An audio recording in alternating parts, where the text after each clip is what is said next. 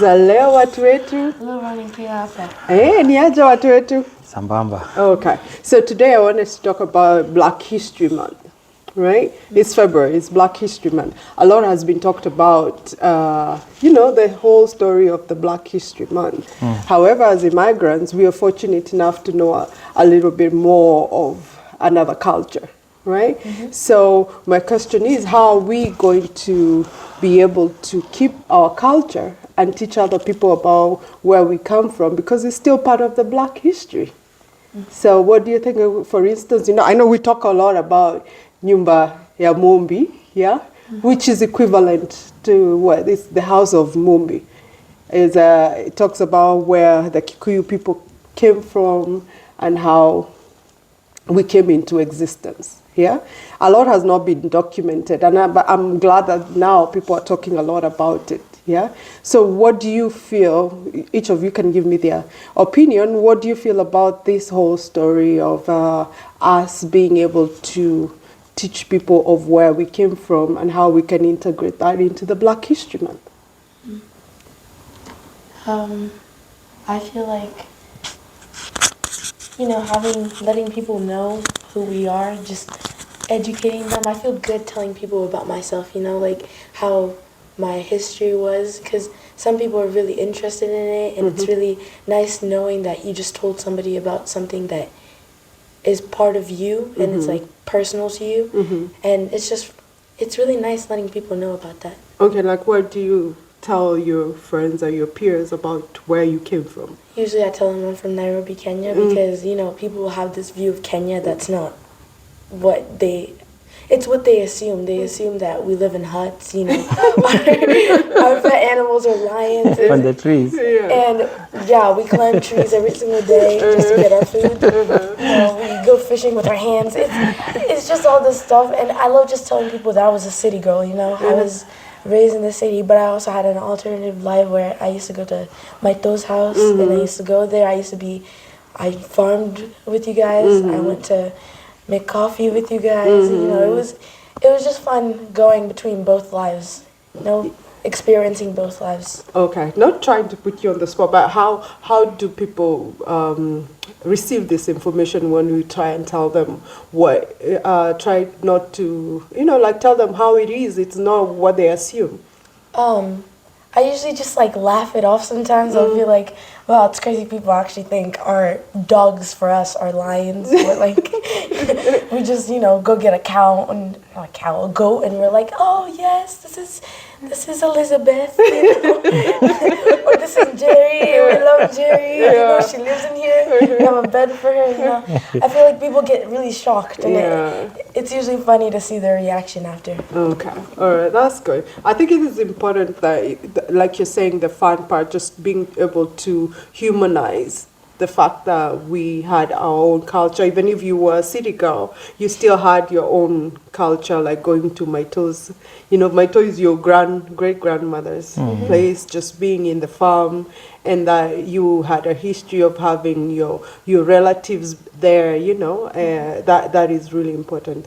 Okay, so Daddy, what do you think about this, us teaching our children about where we came from? I know it's a lot because we're in another culture, and we are here like 90% of the time. So I know it's tough being able to tell them where we came from, and actually keeping it top of mind for her to remember where she came from.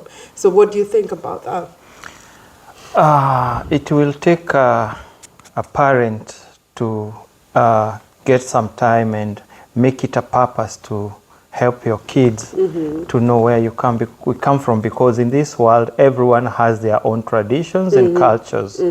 So for me, on the way I view it, we have to have that purpose to help our kids to know where they came from, their roots, because they need it. Yeah, like the Swahili say, mkosa mila ni mtumwa.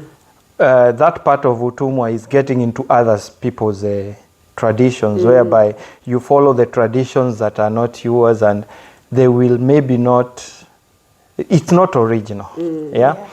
When we love our own cultures, no matter how it was back then, it helps even when your generations, you will tell them, your kids and your kids will tell their kids. So we will not lose our cultures. But if I don't I don't tell you about it, it's gonna just go and vanish, and then you will be a person with no roots, Yeah. You just be there.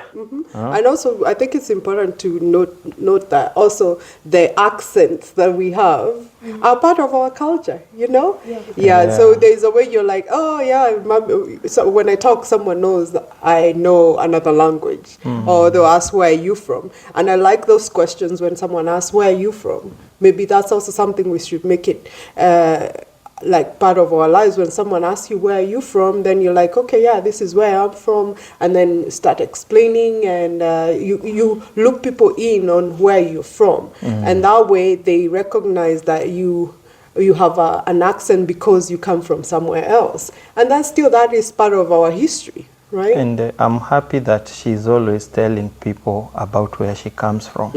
If, like someone wants to know which part of the world you come from, she's very quick to say, I come from Nairobi, Kenya, East Africa.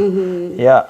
That is good. And also the fact that we also share with some of our friends, like now you're going to have a friend come over and they like to share our food. They know they like to eat the food that we eat. So it seems like a very good avenue for us to show them who we are.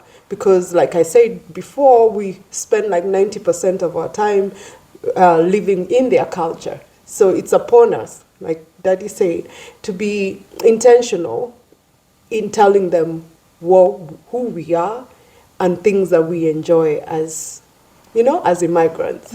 Yes. It takes one person to make a change. Then when a second one and the third one and the fourth one and etc. comes in, people will start knowing who we are and where we come from. But if we don't tell them, how do you expect They'll them never to know? They'll never know. Yeah. So in conclusion, there is more to Black history than just being what is written and what is documented. And I think we need to make it purposeful, so for us to be talking about it and for people to know, to be proud that, I'm Kenyan, I'm here, I have my own culture. If you want, it's interesting, I can tell you about it, I can show you. There are a lot of videos out there of how Kenya is, even in the countryside and all that, on our history, on all the tribes that we have in Kenya, of all the things that we experience as a culture, and how we can compare that with a lot of other things that happen in this culture. For instance, people talk about racism, and in our culture we talk about tribalism and all that. There are so many ways to compare the two. But it also shows that we have a history on something. So with the Black History Month, I hope we make it purposeful to tell people where we're from and be able to tell them that there is more to the Black history as immigrants. Yes. And for that, I'll say I love Africa and mostly Kenya. Kenya will always be my home. Yes, we know. You're always watching videos, Kenyan videos. Yeah, You're always out I will there. never lose it. To know what's going I am on. purposely. I have a purpose to be an ambassador for my culture. Yeah. That is good. Yeah. I wish to see you doing some Mwomboko,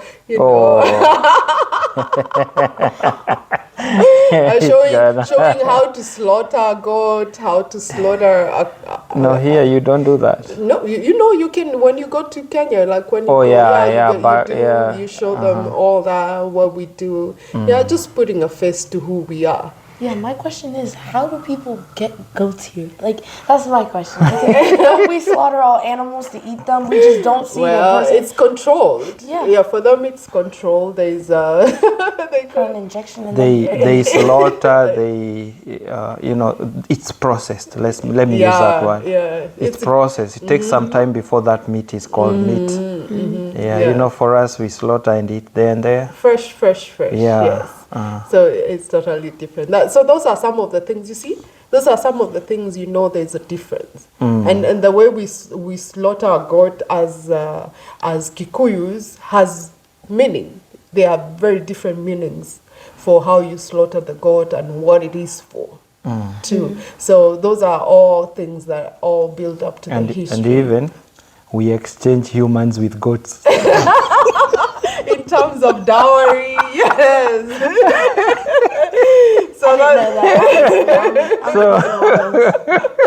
So half of my friends are watching this, so I would like to give a quick shout out to those people who have found my parents' YouTube channel and continuously just tell me, like, your parents posted a new video. I see them. I see them too. So if you're watching this, I'm not crazy. We're not crazy. It's just our culture. I had to put that out there. Thank you. And Yes. Yeah, I know. We would like to hear people's opinion on what do they know about the Kenyan culture, or what would they like to know about the Kenyan culture, right? Maybe soon we'll take your friends' parents and ask them what they know about an African culture. Yes, and especially for us. Because if you say Kenyan, most of them have not gone to Kenya, but at least they have an idea of Africa. You got a point there. Yeah. Yeah. Yeah, there were people remembered about the World Cup, right? So it's always the top of mind for people. And most of the people you talk about Kenya, they know marathon. Marathon runners, yes. You know what people say to me? This is like going to be so... This is one of those racist jokes, but every single time we're doing something about running, and I'm pretty fast, they'll be like, "It's because she's black." Because she's black. Oh, she's Kenyan. No one's gonna say that. They just say, So you should be saying because I'm Kenyan, I run. I'm good with that. It's because she's black jokes. It's funny that way. We at the end of the day, we are very blessed to be black, and we love it. We love it to be black. That's true. Yeah, black don't crack. Yes. My friends know why. So, there's so many privileges of being black. So what on a lighter note, what privileges have you gotten in this month of Black History Month at school? People carrying my backpack for me. Ooh, yeah. Opening my locker for me. Oh, nice. Everybody saying the I can't even remember what the song is. And then getting on their one knee and raising up their fist. Yeah. Every single time I walk by, I'm just treated like a queen at this point. Nice. And being able to say it's because it's Black History Month, and then they let me do whatever I want to. Oh, that is good. And I think I like where things are going. People put a little bit of humor on being black. It's just not just the typical things people talk about being black. I think it's really nice how things are moving, right? And with that, bye.